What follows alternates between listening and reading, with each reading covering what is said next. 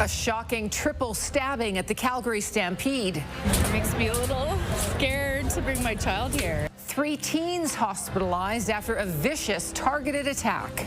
Plus, a Crossfield teacher faces 16 sex charges.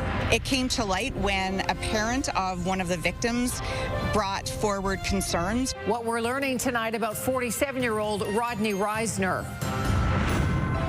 And is it time to get rid of the cars on 17th Avenue Southwest? It could really improve shopping. Many businesses like it, but is another massive pedestrian-only street realistic? CTV Calgary, local breaking news with Tara Nelson. Hello and thank you for joining us. Police are searching for suspects tonight after a stabbing at Stampede Park. 3 youths were injured after a savage attack on the Midway. Police don't know what started the fight, but they do think everyone involved knew each other. Alicia Fielberg reports. Fun continues at a Stampede attraction hours after a stabbing on the Midway sent 3 people to hospital. I'm very upset. It makes me feel sad because, this is supposed to be a safe environment where people are going to have fun. It happened around 11 Tuesday night near the base of the Euroslide. Police found an 18-year-old man in life-threatening condition and 2 others in serious condition just outside the park. A 15-year-old boy near 17th Avenue and McLeod Trail and an 18-year-old man near Earlton Street and 27th Avenue. Police say it was a fight between 2 groups of people who knew each other. From reviewing CCTV so far, we could say there's anywhere between 8 and 10 people involved in this altercation, with 3 people ended up at hospital. It's still under investigation. We don't actually even know what the weapon is or whether or not it was brought on to Stampede Park. At every entry gate, police support Stampede security checking bags as attendees pass through metal detectors. It makes me think about how the security up front with take stuff out of your pockets should maybe tighten down a bit. I don't know how I feel about the security system because I literally just walked through and there was not really any question about, what was in my purse, what was in my bag. Free attendance for part of the day in a Don Tolliver concert drew a record attendance of over 193,000 people to Stampede Park Tuesday. Police were aware of concerns about the big crowd ahead of the show, but said there were very few incidents. We did arrest one person that was climbing on a structure during the concert, so that's illegal activity, and he was arrested and ejected from the park. Still, some are unsettled by recent attacks. I'm sure it was targeted, I'm assuming, but still, it's scary. It could break into something else, right? 23 hours before the stabbing, police arrested 4 people after a midnight fight on the Midway spilled into a game booth, with workers trying to push the fighters out. While some people think security could be tighter, they still feel safe at Stampede. I hope it was a personal matter. It's just in the back of my mind. I'm not too scared about it. I feel like it would maybe be different if I had kids or if I was a kid. I don't want it to make an impact on, what Stampede is here for and how we're seen as a city. And Alicia joins us from the grounds tonight. Alicia, police are really asking for help with this one. Tara, it was packed here last night, and some of the people who were in this area at 11:05 p.m. may have seen something or caught something on their phone video, which may help the police investigation. Police are also looking at Stampede security video, but anyone who may have any information that could help this investigation, they're asked to call police or leave an anonymous tip with Crime Stoppers. Tara? Okay, Alicia, thank you. To breaking news now, we have some active weather north of Calgary tonight. Let's bring Danielle in. A tornado watch near Olds. Yeah, so we'll start with that. The tornado watch, that's in basically the red block here. I'm going to zoom in because this is where we're seeing the most active weather. So at this point, at this moment, there is no tornado activity, but there is the potential of that in all of these areas. So Airdrie up through Olds, Cremona involved in this as well. Even Cochrane is under this risk and this watch at the moment, and it heads off to the east over to the Drumheller area, where we are seeing some very active cells right now, not with regards to tornado activity, but regards to larger size hail and very strong wind gusts, is near the Acme area and near the Hussar area. So there's 2 places here. I want to show you, do a little dance around here and show you what's happening. The most active cell, the most dangerous cell right now is just outside of the Acme area, basically the core of it in between Acme and Three Hills. I'm going to pop out the lightning here so you can see this, and this is producing large size hail, potentially even larger than golf ball size hail, just to the north of the Acme area. area catching the edge of Acme. This is tracking off to the east. So heads up if you are just off to the east, especially if you're south of the Three Hills area. Three Hills, you will catch the edge of this, but likely not the worst edge. Okay, around Hussar, that's where we're seeing some activity as well. And I'm just going to backtrack here. Yes, that's where we're seeing this one. And this one is not as intense as the other one, but certainly some ping pong ball size hail is possible with this and is tracking off to the east. Hussar right now has already passed through. For us here in Calgary, it's been quiet. We've had some isolated showers. We had a non-severe thunderstorm earlier today. It's 23 degrees, so the temperature is more reasonable as well. And as we track through the next 24 hours, what you can expect is temperatures to continue to cool. We are looking at a rainy morning for tomorrow, likely picking up 5 millimeters, and thunderstorm activity is possible later in the day tomorrow, just a high of 18. Tara? Thank you, Danielle. A Crossfield teacher faces 16 charges of sexual assault and sexual exploitation. Rodney Reisner was arrested by Airdrie RCMP today. The allegations stem from his time as a teacher at W.G. Murdoch School. He is no longer teaching, but the charges have shocked a small community north of Calgary. Tyson Fedor reports.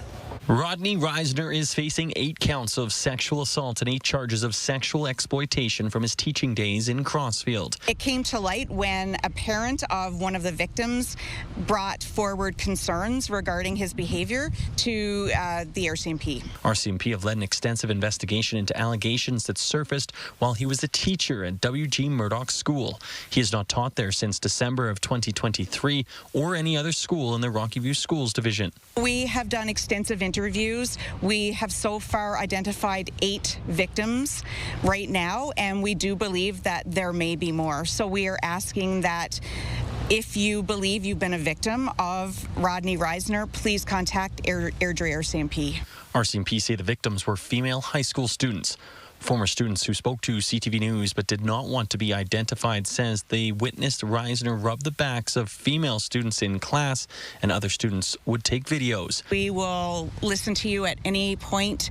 If you've been a victim, we want to help you. We want to give you some sort of justice. Reisner is 47 and resides in Airdrie. It's pretty shocking.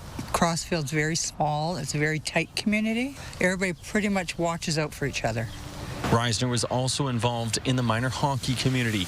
He assigned referees to games but was not affiliated with Airdrie Minor Hockey Association, which calls the charges shocking. Anytime there's charges that are this serious in nature, I mean, my first priority is the safety and security of our players, our staff, our volunteers, the parents, and just to make them aware of what was happening. Rocky View School says Reiser had previously taught at George McDougall High School, Edge School, W.G. Murdoch High, and Birchurch High School. Tyson Fedor, CTV News, Crossfield. And RCMP asks if you have witnessed any similar incidents or you want to come forward, you can contact Airdrie RCMP or Crime Stoppers. 2 new charges have been laid against a former Springbank Community High School teacher who already faces sex charges involving a minor. In January, a female student reported inappropriate behavior. 49-year-old Tim Bailey was charged with child luring, sexual exploitation, and making explicit material available to a child. Now, Mounties have laid additional charges of accessing and possessing child pornography. Bailey has been released on conditions and is due in court in September. The former Army Reserve member who served in Bosnia is no longer a teacher in the Rocky View School Division.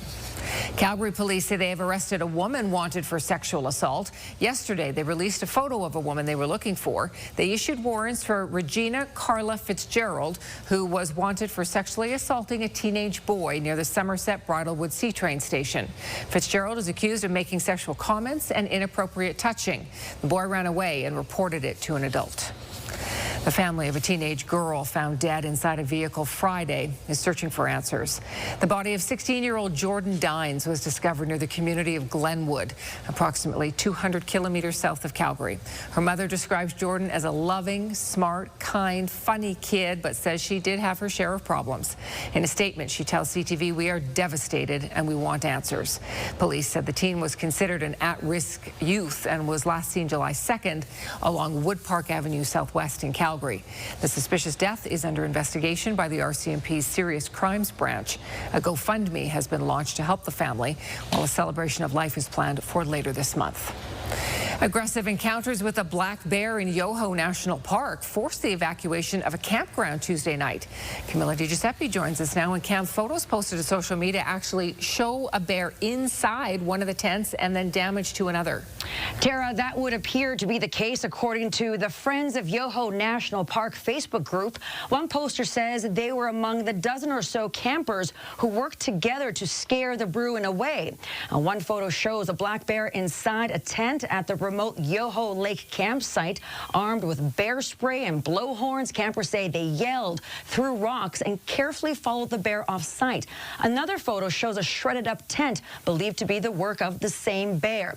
And in another post to the same FB page, it says Parks Canada helicoptered in around 8:30 p.m. Tuesday to alert campers and evacuate the site. Those campers, which included children, were then moved to a safer location for the night.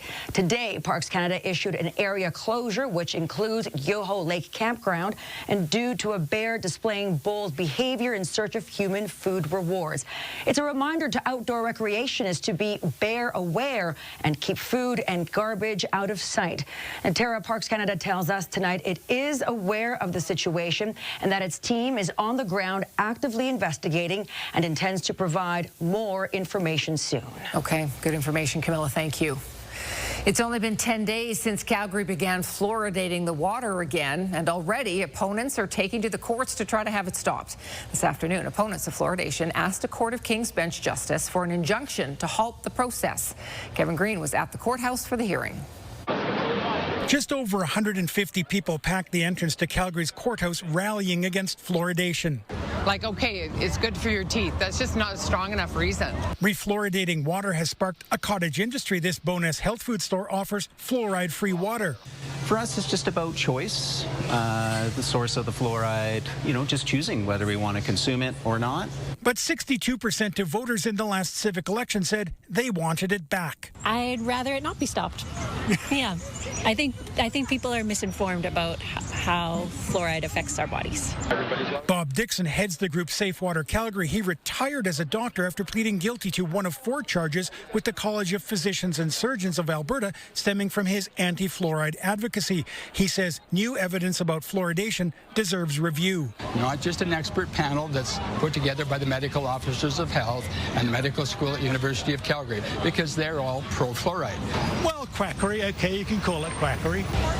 Fluoride advocates say these protesters are cherry-picking their data and ignoring the science. And when you look at that, then you can see the evidence is so overwhelmingly in favour of fluoride.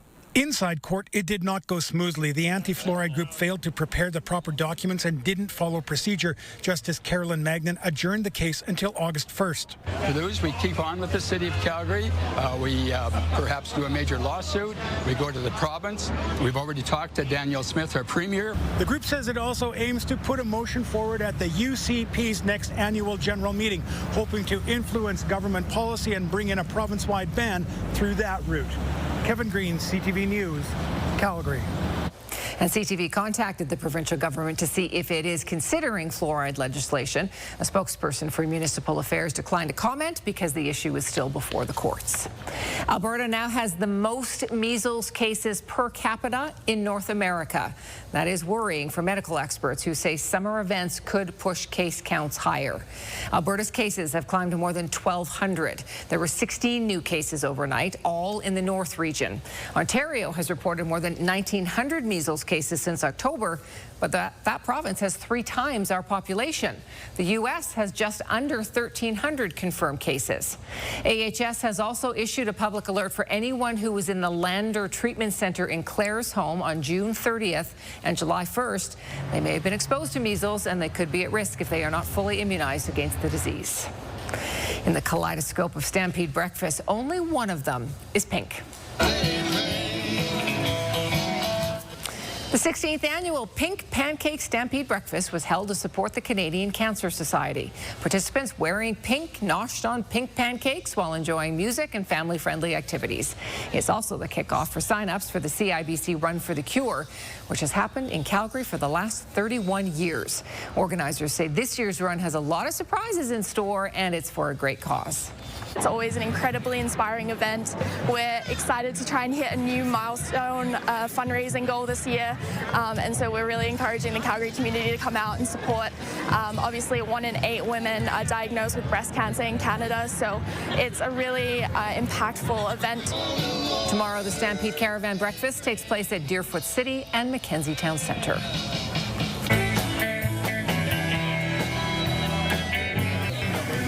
And the 20th annual Stampede Breakfast, hosted by Cetina Police, went this morning. After traditional drumming and prayers, the flapjacks started flying. Live music, carnival games, and a petting zoo rounded out the entertainment. Cetina Police say this is a great way for them to connect with the community. A new survey suggests Calgarians like the idea of a pedestrian-only zone some weekends on 17th Ave Southwest. Shoppers and business owners think it would make accessing the area easier, but how easy would it be to implement? And a medical milestone, how this operation was performed without any human help. And if you've got a news tip, text us anytime at 10400. There's a big development to report tonight at the intersection of healthcare, robots, and AI. And a warning, these images may be hard to watch if you're a little squeamish. For the first time, a robot successfully performed surgery without any human help. The surgery was on a dead pig. Now, we're still a long way from robots in the ER, but as CTV's Abigail Beeman explains, researchers call this a major accomplishment. We successfully completed all 8 ex vivo studies without any human intervention. You're watching a robot perform realistic surgery without human help for the very first time. I lost my mind. I think this was such a crazy accomplishment. Lead study author Ji Woong Brian Kim couldn't believe it, watching the robot, called SRTH, successfully perform a gallbladder surgery on a dead pig. Built and trained with the same architecture that powers ChatGPT, SRTH watched videos of surgeons at work. It's a model that's actually learned and actually kind of understands the surgery rather than, being just pre-programmed. While no human intervention was needed, there is a human who can override the robot if necessary. Our goal is not to replace surgeons. We want to just make the surgery easier so that surgeons can perform more surgeries, fewer complications. As long as the robot has the data, researchers say it should be able to perform any kind of surgery. They're already working on next steps to get ready to operate on a live pig. This is a simulation with food coloring to imitate blood. First thing that strikes me as an ethicist is consent. Bioethicist Carrie Bowman says we need more data and research as AI in healthcare moves forward. What's this going to look like for a country like Canada? Is this going to bring down wait times? Is this going to raise efficiency? It may. I'd like to keep an open mind about this. As for when robots could perform surgeries on humans, researchers say that's still a number of years away. But experts warn AI is moving fast, and we need to be ready by answering all the difficult questions around its use. Abigail Beeman, CTV News, Ottawa. Several American lawmakers want Canada to do more in combating wildfires in this country. 6 congressional Republicans from Wisconsin and Minnesota say successive years of wildfires have undermined air quality in their states and robbed Americans of their ability to enjoy the summer.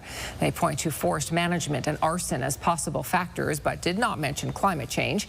The lawmakers sent a letter to Canada's ambassador urging her to relay their concerns to Natural Resources Canada and the Canadian Forest Service. This is CTV News Calgary. All right, let's return to our active weather situation north of the city. There was a tornado watch in place. Still in place, Tara. And the main area that we're looking at, really this active weather that can bubble up really fast and intensify really fast as well, is really up the QE2 and off to the east, which is where we have the tornado watch in place. That's in the red here, that clear red. Now, there's no tornadic activity at this point that has been reported or that I'm seeing on the radar, but there is the potential for rotation with some of these cells. So that's something to keep in mind. Also in the orange here, these are where we're seeing the most active and intense cells, and certainly some larger size hail and strong wind gusts. So I'm going to zoom into that area just to show you where we have the tornado watch in place. Cochrane is included in this. Cremona, over through Airdrie, up to Olds, Irricana, Acme, Three Hills, Moore, and Drumheller. So again, again, with any of these cells, yes, we're looking at hail. Yes, we're looking at intense rain and strong wind gusts, but we also have the potential for rotation. So for the areas that really need to take anything seriously, especially this area. And in the orange here, that's where we have a very intense cell that's rolling through right now, producing some larger size hail. Again, with this, I just want to show you, because this one has just intensified since we last talked, and now is producing some larger size hail just to the east of Didsbury and Carstairs. I'm going to pop out the lightning here so you can see there's actually two cells. So to the east of Didsbury and Carstairs, we have a cell, and then one to the, basically to the southeast of Three Hills. These are all tracking towards the east and intensifying as they go. So if you are in these areas and you can get the car in the garage, definitely get indoors, because these are producing very large size hail, larger than golf ball possible with this. And then Hussar, we're seeing less intense, a lot more lightning with this one. And you can see this one's starting to die out as it tracks off to the east, but it's certainly still one to watch. A lot of heat has remained in the southeast corner of our province, so they got another extra day of heat, but we're looking at about more than 10 degrees cooler for tomorrow in areas in the southeast. So the cool down will arrive. It will just be tomorrow there. We've already seen a bit of a cool down. We'll cool down further. And this is a look at tomorrow. We're looking at rain, heavy at times for the morning, and then it will break up in the afternoon, but we get into the chance of thunderstorm activity tomorrow afternoon as well. We'll likely pick up about 5 millimeters of rain in the city, just a high of 18. And then we get stable, sunny, with daytime highs in those mid-20s for Friday and the last weekend of Stampede. That's your Action Furnace 5-day forecast, Tara. Thank you, Danielle. A new survey shows strong public support for a proposal to close part of 17th Avenue to vehicles on summer weekends. The idea is to create a pedestrian-only zone, but not everyone's convinced it'll work. Mark Villani reports on what Calgarians and businesses are saying. 17th Avenue is busy, to say the least. Traffic snarls, and it's bumper to bumper at the best of times. But what if it wasn't open to vehicles at all? Some are optimistic that would make the community more vibrant. Great for people to get to know each other, like more in a personal way. I think it's safe to be able to just freely walk back and forth. Others who live nearby say they might leave their cars or bikes at home. You know, like, they will still walk for their coffee, I will. But some worry about access. We need to park. Parking is often, when I go shopping in areas like that, one of the biggest troubles. The Beltline Neighborhoods Association conducted a survey to gauge support for closing 17th Avenue to vehicle traffic along 4th Street to 8th Street in July and August, from Friday evenings to Sunday days. More space to walk, more space for businesses to set up extended retail and patio, as well as just less noise. It found just over 50% of businesses supported the idea, while 82% of citizens were in favor. 77% say they'd be more likely to shop without car traffic, and the vast majority of spending occurred from those living in a 2-kilometer radius. Property owners believe it will bring more business. It's a great opportunity for those retailers to show their offerings, to connect with the community, and to create the vibrancy that people expect. Other shops say traffic has also been a deterrent for customers. So when they are trying to figure out how to drive down, it can overwhelm them. But some businesses disagree. The majority of my business comes from folks who drive to the neighborhood and do require parking. It's that old adage, do it right or don't do it at all. The 17th Avenue Business Improvement District, which represents more than 700 businesses, is asking to pump the brakes. This is the first summer in nearly 7 years where the street hasn't had any major construction disruptions. So when we think about people not being able to access them, it's a concern, and especially coming out of COVID, a lot of our small businesses have not recovered. And Mark joins us from 17th Ave tonight. Okay, Mark, what are the next steps for potentially approving this pilot project? Well, Tara, the Beltline Neighborhoods Association says it plans to consult with businesses and look at some design concepts that it could bring to the city. While this, of course, still needs to be approved by council, the goal here would be to get a pilot project up and running sometime next summer. Meanwhile, the 17th Avenue Business Improvement area is really urging caution. They're pointing to similar road closure projects in Montreal that have cost public taxpayers upwards of $12 million over 3 years. Lots of concerns here, but the ultimate goal here is to bring as many people down here and to really uplift business at the end of the day. Tara. Okay, Mark Villani reporting. Mark, thank you. Just ahead, Canadian copper is a big export for us, and more than half of it goes south. So Ottawa is watching closely as Donald Trump threatens more tariffs. And a golf game comes to blows. Now an investigation is underway after things get mean on the greens. More economic pain is coming our way if Donald Trump goes through with his threat to ratchet up the trade war with a measure that could hurt Canadians. He is now musing about a 50% tariff on imported copper. More than half of our exports go to the States. CTV's Michael Couture reports. U.S. President Donald Trump released another batch of tariff letters to more trading partners. They include Brunei and Libya, and the tariff rate ranges from 20 to 30%. Now, Canada isn't included in this batch, but the government continues to watch after Trump said he'd impose 50% tariffs on copper imports. When it comes to the latest declaration from the president in the United States, we have not yet seen an executive order. Industry Minister Melanie Joly says the government is watching closely to see if Canada is affected by any more trade action from the United States. It is worth noting a 50% tariff on Canadian copper would be significant. Of the $9.3 billion worth of exports in 2023, more than half went to the U.S. The next two biggest destinations for Canadian copper were China and Japan. Trade experts say instead of forcing countries to make deals, U.S. tariffs are creating new economic alliances that actually exclude the U.S. And that could be bad for the American economy. And Canadian lawmakers say the goal is to get a deal that works for workers in this country. My job right now is to make sure that in the context of this trade war, I'm supporting the front lines of this trade war, which are the workers and the companies affected by the unjustifiable and unjustified tariffs. And the clock is ticking. Canada's self-imposed deadline to hammer out an economic and security deal with the U.S. is July 21st. Mike Couture, CTV News, Ottawa. The Buy Canadian movement has led to an expansion for an historic Canadian chocolate company. For the first time in its 118-year history, Purdy's chocolates will be sold outside of the stores. The chocolates are now available at Save On Foods. Purdy's says as soon as U.S. tariffs on Canadian products became an issue, interest in the company spiked, with website traffic jumping more than 200%. The company says it's looking to see how its products sell at Save On Foods to see if it should expand its brand even further. There were a lot of big smiles at the Stampede today. Yahoo! Yahoo!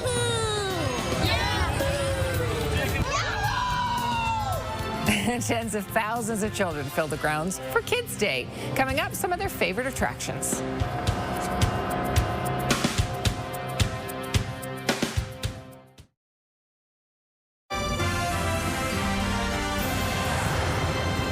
Calgary Stampede was all about the kids today. All day, kids under the age of 12 have free admission at the gates. Lots of families and groups of friends are walking the grounds, playing games, winning prizes, of course. Many are getting on rides, fast and slow ones. Of course, the treats are very popular. Some youngsters told us about their favorite parts of Stampede. Play games and do rides. It's a hard one. I like to do everything. I really like to see all the horses. It's one of my favorites.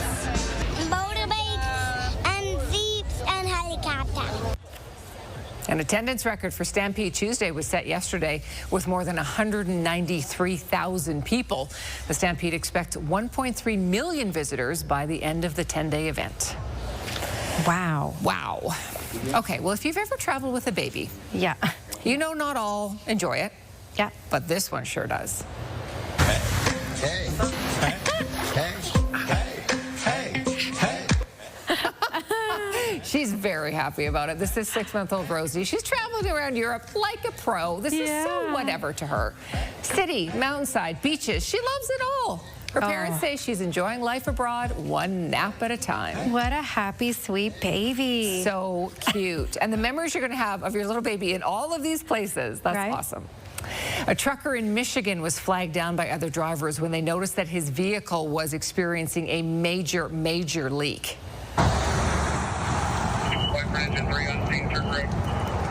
Oh boy, that is a big mess. It looks oil, maybe? No, it's actually chocolate syrup, so no problem. No, but it did, travesty. Yeah, it did leak all over the interstate. Oh, the sweetest interstate of all. I know. I mean, if you had a marshmallow, you could have dipped it in there, or a strawberry. I don't know. Just pull up a chair. It was kind of like a chocolate fountain, yes. Well, it can be very relaxing to just sit and listen to someone play piano. Just ask this guy.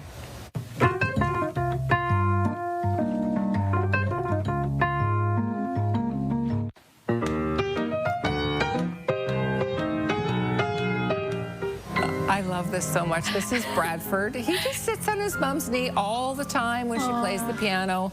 Sometimes he just closes his eyes, has a little nap. Sometimes he's been known to lean in for a snuggle. Sometimes he rests on the keyboard and he just enjoys the vibration. He's just feeling it. He is one cool cat. Yeah. Oh, look at those cuddles, though. Very cute. Well, still to come, it's a big day for NVIDIA and for anyone who owns their share. $1 trillion mark today. Our business report is coming up.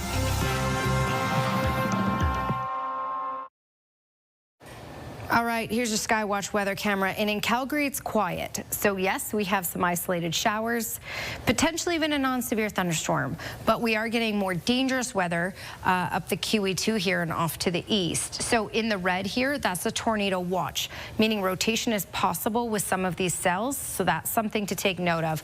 But that's not the problem of the moment. The problem of the moment is the larger size hail, the intense downpours, and the strong wind gusts that come with some of these cells. And I would like to say heads up, Drumheller, because the worst cell is rolling right towards you here. I'm going to pop out the lightning so you can see this. And when you can see the whiter part of the cell, that's really signifying very large hail.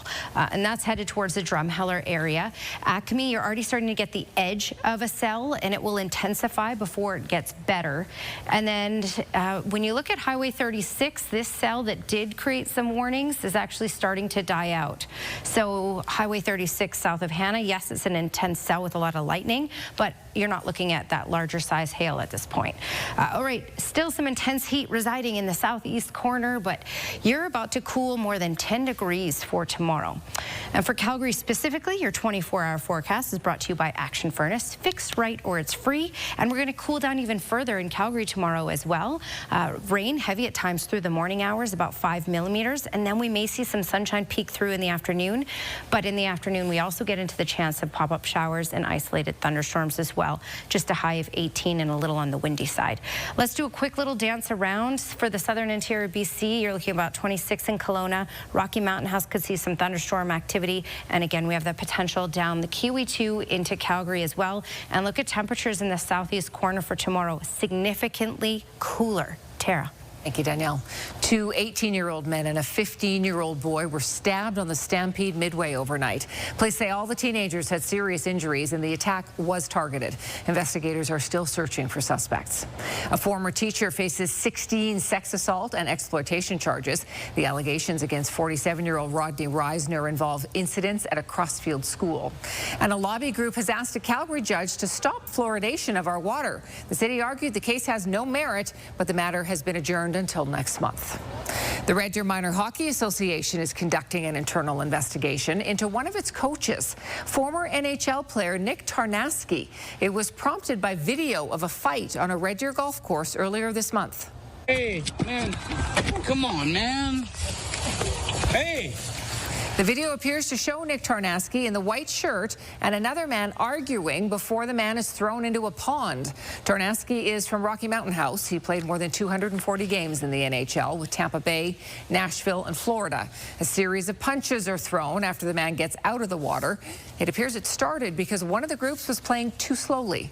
Red Deer Minor Hockey says we understand the matter is being reviewed by local policing authorities, and we are conducting our own internal investigation into the alleged incident. Alberta RCMP say there is no active police investigation. NVIDIA hit a milestone today. BNN Bloomberg's Marilla Fernandez has more on that and other business headlines. NVIDIA has become the most valuable company in history. It's the first to be valued at more than $4 trillion, hitting that mark during the course of the trading day. The tech company's stock is up 22% this year. Its chips vital to the rollout of artificial intelligence. The previous record was held by Apple, which soared to $3.9 billion in market cap in December of 2024. Here's how the trading day ended. The Canadian dollar dropped slightly to 73.03. West Texas Intermediate also had a small dip to 68.60. Our fix on Western Canadian Select has it up 54 cents to 56.30. And the TSX is up 68 points today, ending the day at 26,972. Those are your business headlines. I'm Marilla Fernandez. Alberta Fish and Wildlife says it's not intervening after a moose was spotted walking around a South Edmonton neighborhood today.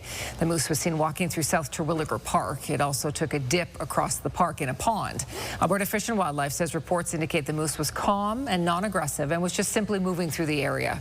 Last month, Fish and Wildlife had to relocate a moose outside of the city after it attacked 2 people. Her calf was struck and killed by a vehicle. A new Stampede chuck wagon driver is no stranger to big, loud crowds. Coming up, Glenn introduces us to a Rangeland Derby rookie who's on his second career after several years in the NHL.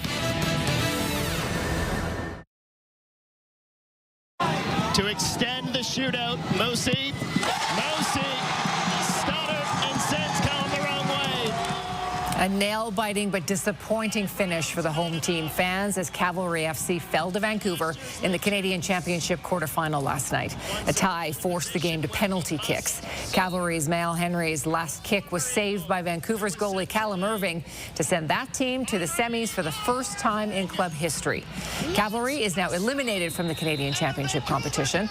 Their next game is against Vancouver again in regular season league play in Vancouver on Sunday. It was a much cooler day for day 6 of the Stampede Rodeo. Glenn joins us now from Stampede Park. I'm sure the competitors and the stock enjoyed that, Glenn. Tara, I would think so. There was a nice little breeze down here this afternoon, and I think all the competitors performed just a little better. Let's check out the action from day 6 of the Stampede Rodeo. Started off again with the bareback as usual. First cowboy out, Jacob Lees of Caldwell, Idaho, sets the pace, an 88-point ride on Winning Rose. Best of the day in the bareback, Cooper Cook, Dean Thompson, and Sam Peterson make it through to Sunday. Ladies barrel racing, and did we ever see some fast times out there today? Carly Otero of Perrin, Texas, the best of the bunch. She went around those barrels in a blistering time of 16.88 seconds, worth $7,000. Otero, Megan McLeod-Sprague, and Haley Gibson-Stillwell, they'll be back for Sunday. Tie-down roping of the Harris boys did it again. Ty wins for the second time in 3 days. He ropes and ties that calf in 7.2 seconds. He goes through to Sunday. So will his brother Joel and Riley Webb. Steer wrestling, and that is Will Loomis, and the big man from Bahalia, Mississippi, takes that steer down in 3.6 seconds. Best of the day, Loomis through to Sunday. He'll be joined by Rowdy Parrott and Cash Rock. Saddle Bronc now, and a tight one on the third and final day for Pool B. Brody Wells of Powell, Wyoming on Painted Heart. Those two combined for an 88-point ride. Best of the day. He's through to Sunday. He's going to be joined by Zeke Thurston of Canada and Brody Wells. Breakaway roping, and that is Brady Good of Abilene, Texas. Just take a look at how fast this time is. 2.4 seconds. Best of the day. She's through to Sunday. So is Haley Williams and Maddie Dearman. And finally, in the bull riding, Clayton Sellers from Wildwood, Florida. Hadn't made any money until today. Sellers on Red Rust combined for an 88.5-point ride. First place money, but not enough to get through to Championship Sunday. Saskatchewan's Grady Young and Trey Benton III and Jesse Petrie all advance in bull riding. Well, after 5 nights of the Rangeland Derby, Chance Vegan continues to lead the way, rounding out the top 4. Jamie Labacane, Ray Crotto Jr., and Logan Gorst. DJ King, he's one of the rookie drivers this year at the Rangeland Derby. You may recognize that name, but not as a reinsman. King played junior hockey with Lethbridge Hurricanes, also won a Memorial Cup with the Kelowna Rockets. He also made the show. King played 118 games with the St. Louis Blues and the Washington Capitals. So how did he go from the ice to the racetrack? track. I grew up with the horses as part of my family. It's a part of our heritage, everything. And then hockey just kind of was a progress in the making, right, over that. And then so the horses kind of just took a little sat back on the side burner for doing. And I always knew I was going to come back to the horses. Just like the game of hockey, the focus of the game takes that crowd rate out of it, right? You know what I mean? I mean, there's times wherever you feel that energy, but you don't get too nervous because the game itself brings you right in. And then same with the horses. King is 22nd in the aggregate. A race gets underway in about a half an hour's time. Well, tonight on Golf Tips, it's one of those shots that golfers hate. You know, hitting it over the water. And Scott tells us how to overcome that fear. Mackenzie Meadows Golf Tips with PGA Pro Scott Orban. Uh-oh. I hate that shot. The water is so intimidating. My daughter, she hates it too when I was golfing with her the other day. I brought these for Glenn in case, but it is an intimidating shot. Come on onto this side, Glenn. I'll explain what we're going to do here. I mean, it's easy to say, let's just not even think about the water, but how can't you think about it? It's right here. It's right here. So really, it's in your technique. And a lot of golfers, what happens is when they're swinging at this, just like you did, is we're thinking we really got to get it up, and they just use their hands and they swing their hands, and the club opens up and it just up in the air, short. All right.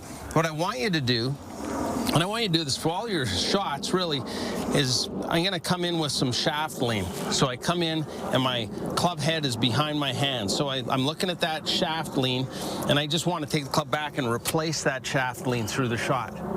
You're going to think it's going to go lower, but it's not going to go lower, all right? There's so much loft. I'm using the 56-degree sand wedge. So I practice this. I'll take it back. I'll come in. There's my shaft lean, and I'm got to get lined up to the hole, and then I can just go through it.